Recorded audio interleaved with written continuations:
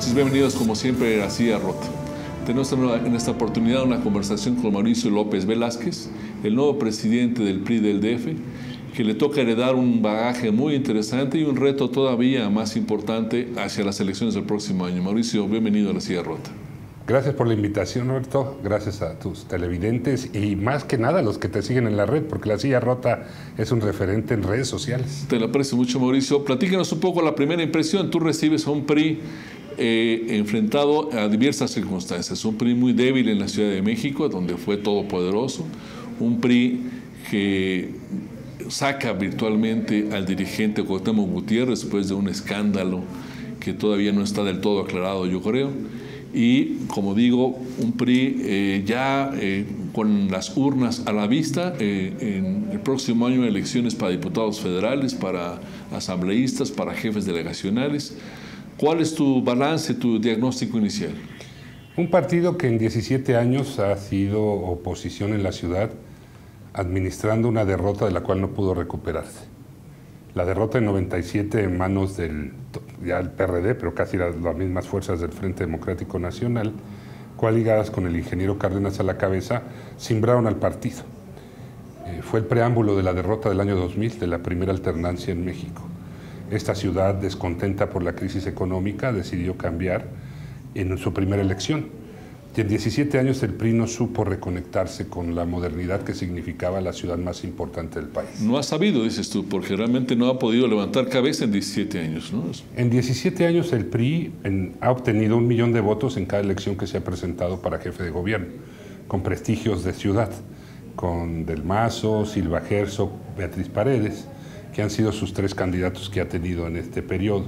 Pero además de eso, el PRI no pudo rediseñar un modelo de partido diferente en la capital. Los grupos clientelares o corporativos de la ciudad se fueron a quien estaba ahora el nuevo gobierno.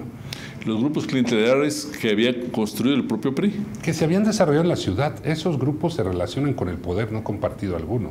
Generalmente viven de esa relación y no establecen una interlocución de agendas transparente y clara muchas de las veces. Yo creo que ese es un reto que hay que atender en la ciudad. Pero el partido replicó una forma de organización tradicional, con estructura electoral y con promoción del voto.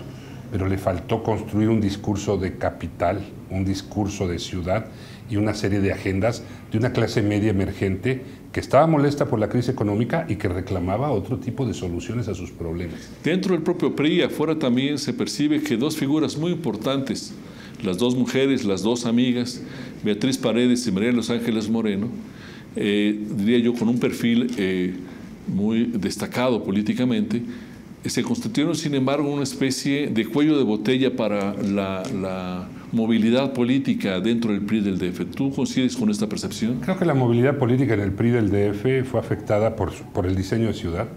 No teníamos aquí ni regidores ni presidentes municipales en el cual se formara una clase política local.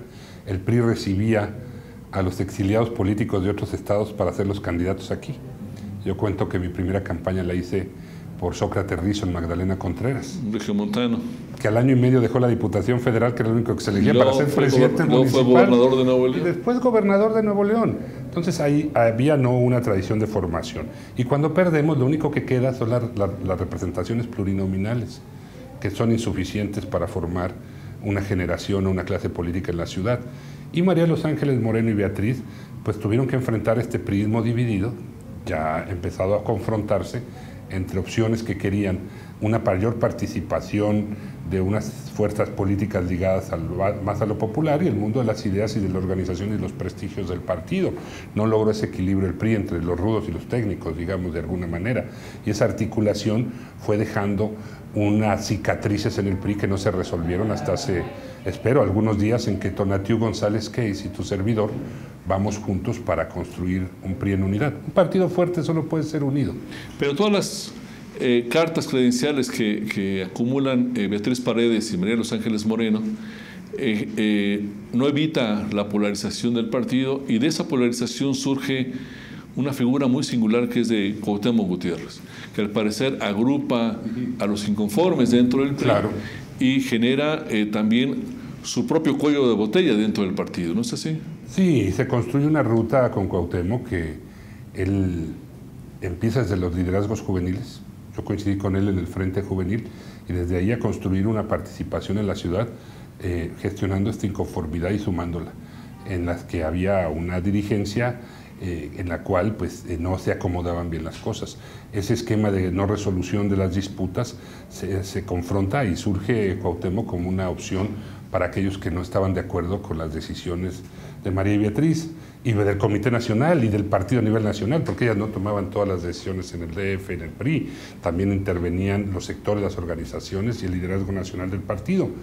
Y habiendo tan poco por poder poner a disposición de la militancia en los cargos de elección política en la ciudad, pues siempre hay inconformes, Roberto.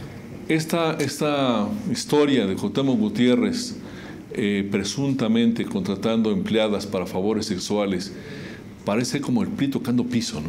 Tocando el sótano.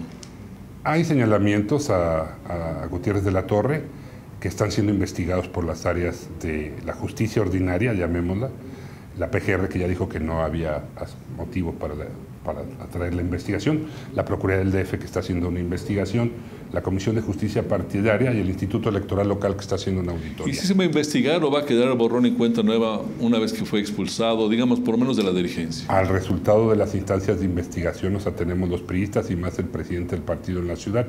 Yo creo que en este tema hay que definirse claramente y yo estoy con la verdad, dígalo quien la diga, y estoy por la justicia a favor o en contra de quien sea, pero tenemos que dejar que las instituciones concluyan su trabajo.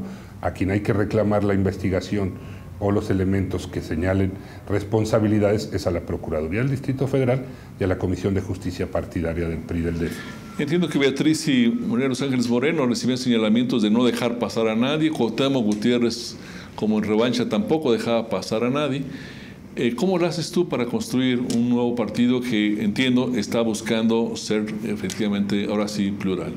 Sí, yo creo que en estos años de la confrontación había una distribución de la representación proporcional o las plurinominales entre ambos grupos. Siempre hubo diputados de uno y otro lado. Ahora lo que tenemos que construir es un partido que no se quede en eso. Sería realmente mediocre que nos dedicáramos a pensar en administrar un registro de 15% o de 20%, que son las votaciones que obtiene el PRI en la ciudad.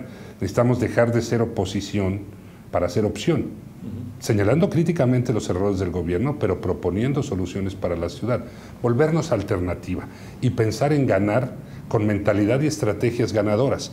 Para eso estamos articulando el partido, sumando a quienes se habían ido, incorporando a vertientes del partido que no habían sido tomados en cuenta, articulando un gran equipo que presentaremos en los próximos días de unidad en torno al partido. Yo siempre digo que hay más priismo que partido en la capital. El partido fue insuficiente para poder darle cabida y articulación a un nuevo priismo que no es de tiempo completo, que no son militantes dedicados exclusivamente al PRI y que requieren formas de trabajo, ¿no? La gente que trabaja en la iniciativa privada, en el sector público, las amas de casa, los jóvenes que estudian, no pueden ir todos los días al PRI, hay que articularlos de una manera diferente. Hemos hablado todos estos minutos del desafío interno del PRI. La pregunta es, ¿por qué la gente tendría que votar por el PRI en lugar de por otro partido? ¿Cuál es la postura del PRI frente al gobierno de Miguel Ángel Mancera, especialmente en la cercanía de elecciones? Y si es cierto este tipo de señalamientos de que buscan dinamitar con estrategias como lo de hoy no circula y con otro tipo de cosas, basar en eso su estrategia. Si te parece, vamos a abordar eso en un segundo bloque. Claro que sí. Le seguimos y apreciamos con ustedes en un minuto más. Aquí nos vemos.